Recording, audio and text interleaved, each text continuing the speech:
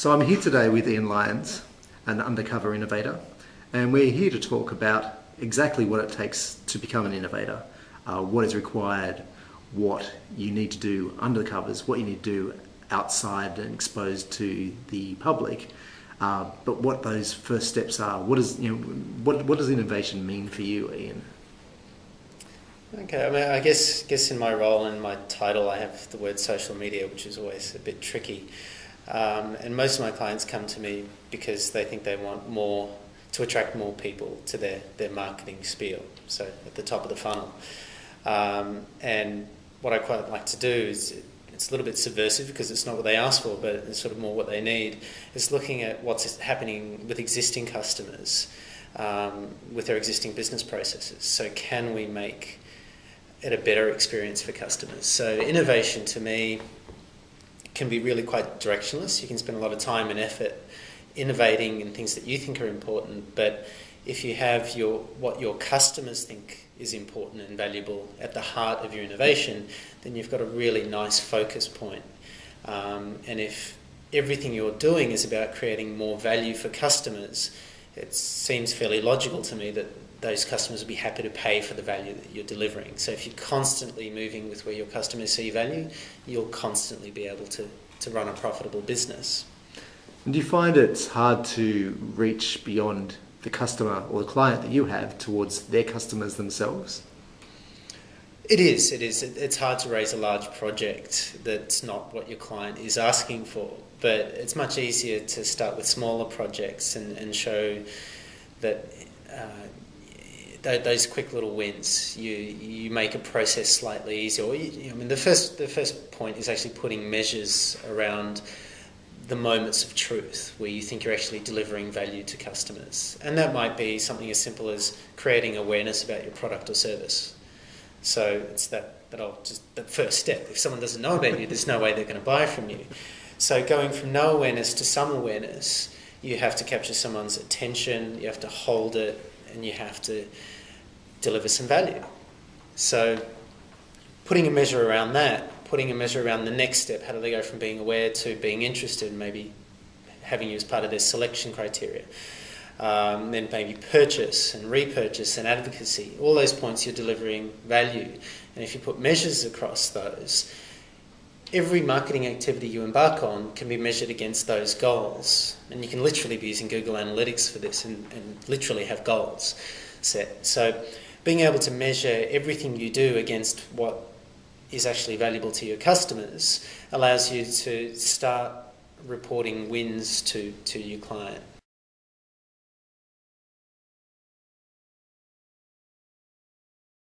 Okay, so a moment of truth is when you take a customer from point A to point B because you've delivered value and you've earned some trust from that customer.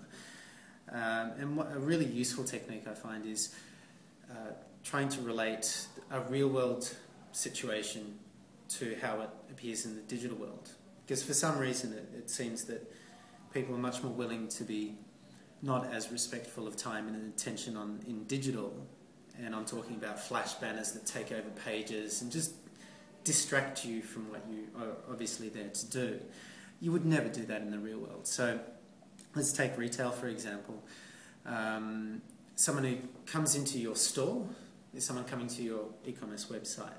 If they go to a particular department on a particular floor, they're going to a section of your site.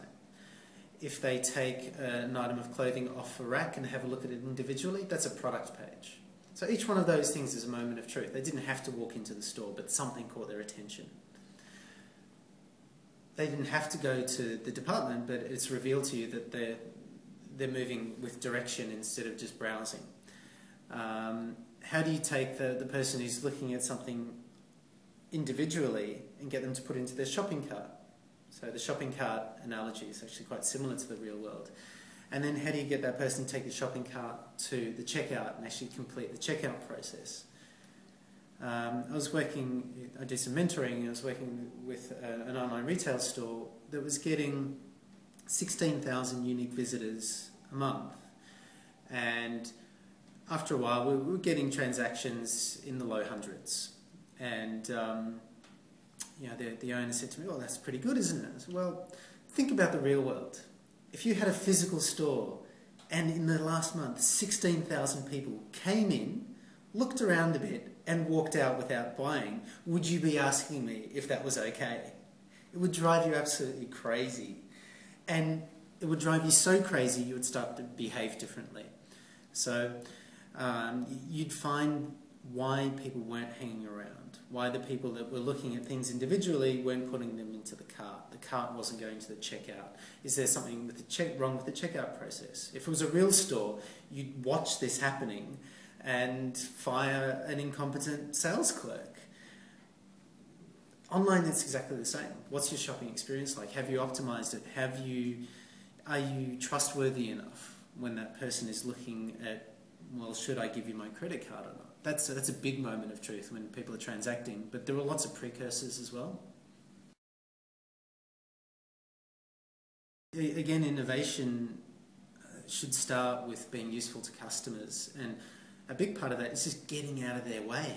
Like, a lot of your customers have the intention of buying from you.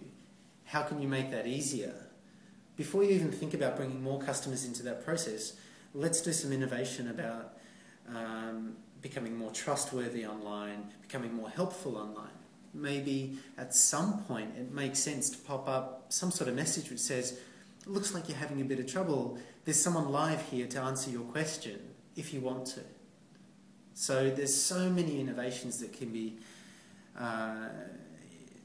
embarked upon within an existing process before you even think about the big ideas. One of the new requisites of being in business is to be able to listen very closely to where your customers see value, and move your resources and your company's offering closer to where your customers see value, and continually doing that. And that's a nice thing about social media. You're allowed to listen into these conversations that people are having about your products and services and about competitors' products and services, and be able to innovate. People quite like to use the Henry Ford quote to justify not doing market research. He's famous for saying, well, if I asked my customers what they wanted, they'd say a faster horse. Well, maybe, but if you really listened to what those customers were saying, really listened, you might come away with, well, really they want to get from point A to B faster. A faster horse is one option, a car is another option, but so is a train and a plane. So there's enormous innovation that can happen when you properly listen. And listening doesn't necessarily involve asking your customers questions. It really means listening and thinking and bringing to bear all the resources you have. So, and that, I guess, changes the nature of the relationship that you have with those customers, right? Mm. Yeah, absolutely. I hear a lot of justification around, oh, the customers are stupid. And that's very much prevailing thinking. Whereas I think the reality is that customers are busy, they're distracted by life, by their boss, by their clients, by their kids. They might be interested in what you have to offer, but something else takes priority and they never come back. And to interpret that as being stupid, they didn't know that I wanted them to take 12 steps to complete my purchase process. They're stupid. They're not. They're just busy.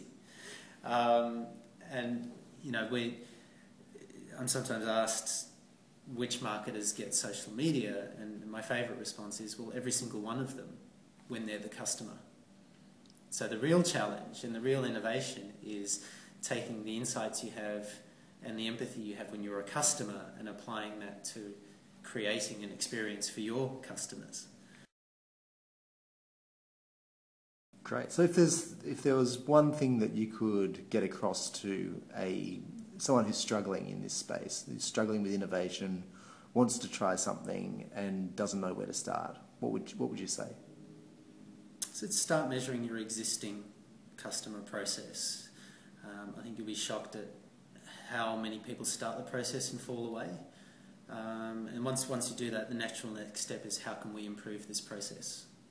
And finally, I guess, one good example, if you've got one, as to who's doing this well, what's going on, what are they doing right, and what can we learn from that?